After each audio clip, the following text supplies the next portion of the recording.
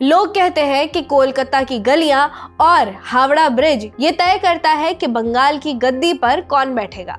लेकिन सत्ता के गलियारों में बैठे चाणक्य ये जानते हैं कि असली खेल नबन्ना यानी सचिवालय से 200 किलोमीटर दूर लाल मिट्टी के उन जंगलों में रचा जा रहा है जिन्हें दुनिया जंगल महल कहती है। पुरुलिया, बांकुड़ा, झाड़ग्राम और पश्चिम मेदिनीपुर ये सिर्फ 4 जिले नहीं हैं, ये वो जमीनें हैं जिसने 34 साल के वामपंथी किले को ढहाया था। ये वो जमीन है जहां कभी गोलियों की गूंज से रातें कटती थी और आज यहाँ का आदिवासी वोट तय करेगा कि 2026 में ममता बनर्जी अपनी हैट्रिक के बाद सत्ता बचा पाएंगी या बीजेपी पहली बार सोनार बांग्ला का सपना सच करेगी। आज की इस स्पेशल रिपोर्ट में हम जंगल महल की उस राजनीतिक क्रांति को डिकोड करेंगे जो 2026 के चुनाव का रुख मोड़ने वाली है। जंगल महल कोई आधिकारिक राज्य या प्रशासनिक विभाग नहीं है, ये एक ज्योग्राफिकल और कल्चरल पहचान है।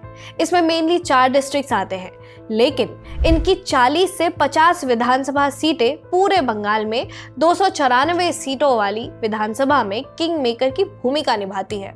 बंगाल में मेजॉरिटी के लिए मैजिकल नंबर है 148। अगर इन 40 सीटों में कोई एक पार्टी 30 का आंकड़ा छू लेती है तो कोलकाता की गद्दी उसके पास होगी। यही कारण है कि प्रधानमंत्री नरेंद्र मोदी के विजन हो, गृह मंत्री अमित शाह की रैलियां हो या ममता बनर्जी की पदयात्राएं, जंगल महल सभी दलों के लिए प्रायोरिटी है।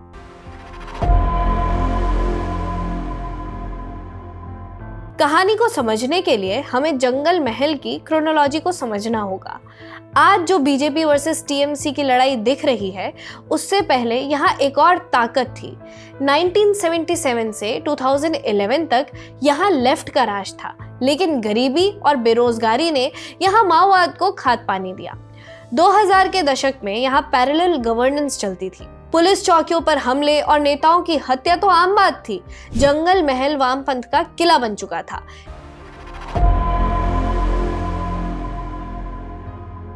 अब आपको लालगढ़ का वो सीन तो याद होगा जब सड़कों पर गड्ढे खोद दिए गए थे ताकि पुलिस की गाड़ियां ना आ सके। माओवादियों ने आदिवासियों के गुस्से को हथियार बना लिया था और इसी वैक्यूम में एंट्री हुई ममता बनर्जी की। उन्होंने परिवर्तन का नारा दिया और आदिवासियों से शांति और रोटी का वादा किया। 2011 में जब लेफ्ट का किला गिरा तो उसकी सबसे मजबूत नींव इसी जंगल महल ने हिलाई थी।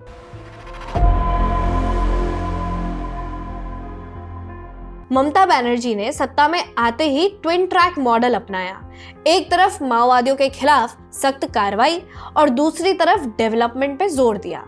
पूर्व नक्सलियों को पुलिस में नौकरी दी गई, अस्पताल बने, 2 रुपए किलो राशन जो अब मुफ्त है, उसने लोगों की बुनियादी भूख मिटा दी थी। लेकिन क्या इतना काफी था?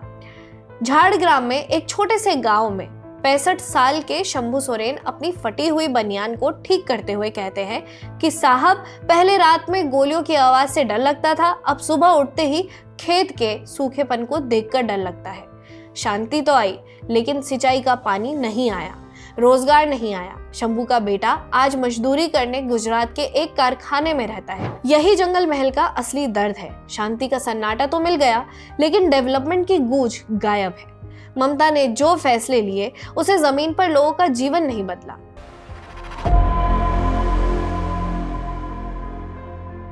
– 2026 के चुनाव में सबसे बड़ा धमाका होगा पहचान की राजनीति यानी आइडेंटिटी पॉलिटिक्स। यहाँ 3 बड़े समुदाय हैं, संथाल, मुंडा और कुड़मी महतो। कुड़मी समाज दशकों से खुद को एसटी में यानी कि शेड्यूल ट्राइब में शामिल करने की मांग कर रहा है। उनका कहना है कि 1950 तक वो जनजाति थे, फिर उन्हें बाहर कर दिया गया। टीएमसी इस मुद्दे पर फंसी हुई है क्योंकि अगर वो कुड़मी को एसटी बनाती है तो संथाल नाराज होंगे। बीजेपी ने इसी ग्रे एरिया में अपनी जगह बनाई। बीजेपी ने वादा किया कि वो कुड़माली भाषा और उनके अधिकारों पर विचार करेंगे। यही कारण है कि कभी ममता बनर्जी के साथ खड़े रहने वाले महतो वोटर्स अब बीजेपी की रैलियों में जय श्री राम के नारे लगाते दिखते हैं।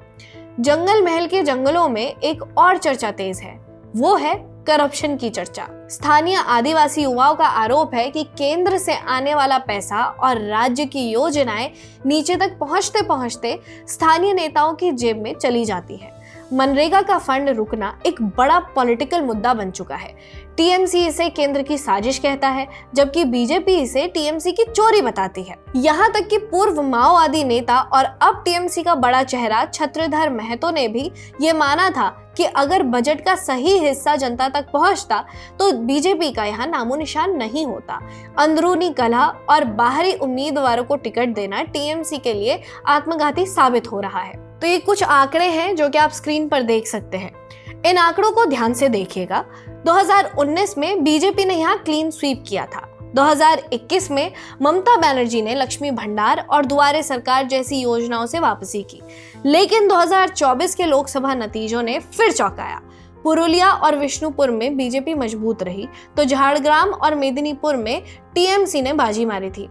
2026 का चुनाव विधानसभा चुनाव है। यहाँ स्थानीय चेहरे और मुख्यमंत्री का चेहरा मायने रखता है, लेकिन बीजेपी जिस तरह से आदिवासी गौरव और राष्ट्रपति द्रौपदी मुर्मू के अपमान का मुद्दा उठा रही है, वो सीधे संथाल वोटों में सेंध लगा रहा है।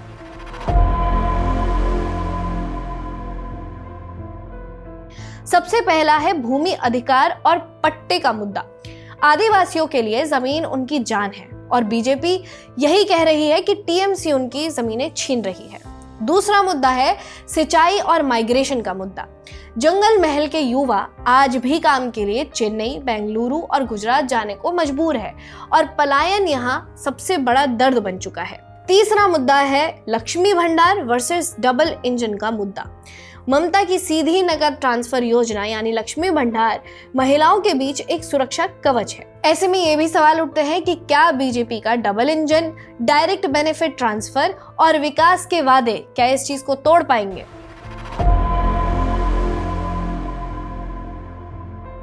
जंगल महल ने कभी वामपंथ का सूरज डूबते हुए देखा तो कभी माओवाद का कहर झेला था।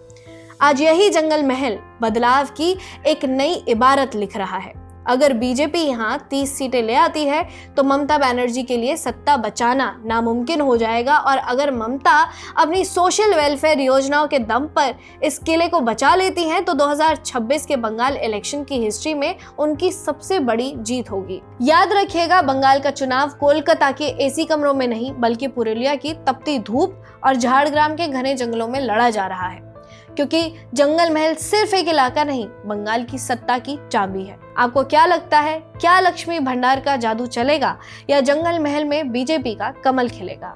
अपनी राय हमें कमेंट सेक्शन में बताइएगा। देखते रहिए ऑप इंडिया।